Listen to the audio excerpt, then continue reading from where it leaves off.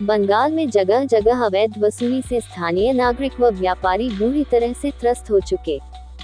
स्थानीय गुंडे सड़क पर वाहन ठहराव से लेकर व्यापारियों तक से अवैध वसूली करते आ रहे हैं, लेकिन आज तक बंगाल इस दुर्व्यवस्था से मुक्त नहीं हो सका। जबकि बंगाल में कम्युनिस्टों के विरुद्ध ममता दीदी ने चुनाव जीतकर सरकार बनाई।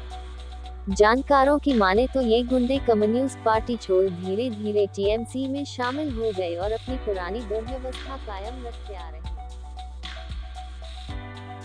बंगाल में ब्यूरो प्रमुख सच्चिदानंद दुबे ने मालदा के स्थानीय व्यापारी से विशेष बातचीत किया। आइए आगे वीडियो में पूरी बातचीत देखते हैं, जिसमें बंगाल में गुंडा टैक्स कैसे वसूला जाता है और कौन लोग इन गुंडों के पीछे हैं। आप देख रहे हैं यूनिवर्सल न्यूज टुडे। नमस्कार, मैं सच्चिदानंद दुबे यूनिवर्सल न्यूज टुडे की तरफ से वेस्ट बंगाल के एक स्पेशल टैक्स के बारे में बताने जा रहा हूं।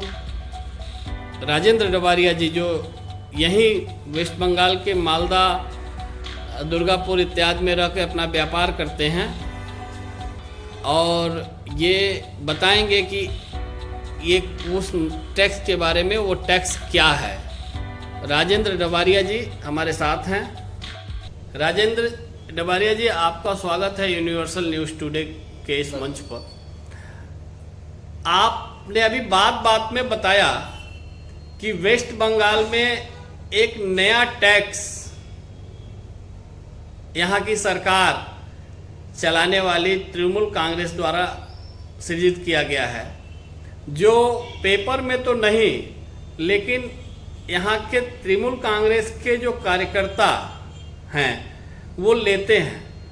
आप जरा विस्तार से बताएंगे क्या इसको? ये सही है कि यहाँ पर कोई भी आदमी अगर कुछ भी काम करना चाहता है तो उससे काम स्टार्ट करने से पहले कुछ टैक्स लिया जाता है। उस टैक्स का नाम जरा बताएं। गुंडा टैक्स।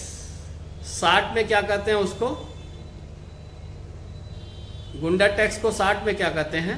जीटी। जीटी। जीटी। आप जीएसटी की बात तो नहीं कर रहे? नहीं, जीएसटी नहीं है। हाँ, ये कोई सरकार से रिलेटेड नहीं है, ये इनकी दादागिरी का टैक्स है। ये कौन किसके संरक्षण में है? तृणमूल कांग्रेस के गुंडे जो है, दादा लोग जो है, नेता लोगों के जो चमचे हैं, वो लोग वसूल करते हैं। अच्छा, ऐसा कैसे आप कह सकते हैं? क्या इसके आप भी, इसमें आप भी कहीं टैक्स दिए हैं या? हाँ, सब लोगों को यहाँ देना ही है, चाहे वो सब्जी वाला हो, चाय वाला हो, छोटा व्यापारी हो, बड़ा व्यापारी हो, कोई भी आदमी हो, जिसको यहाँ काम करना है उसको ये टैक्स देना है। अच्छा राजेंद्र जी, आपका मूलतः व्यापार क्या है? मेरा तो स्क्रैप का है।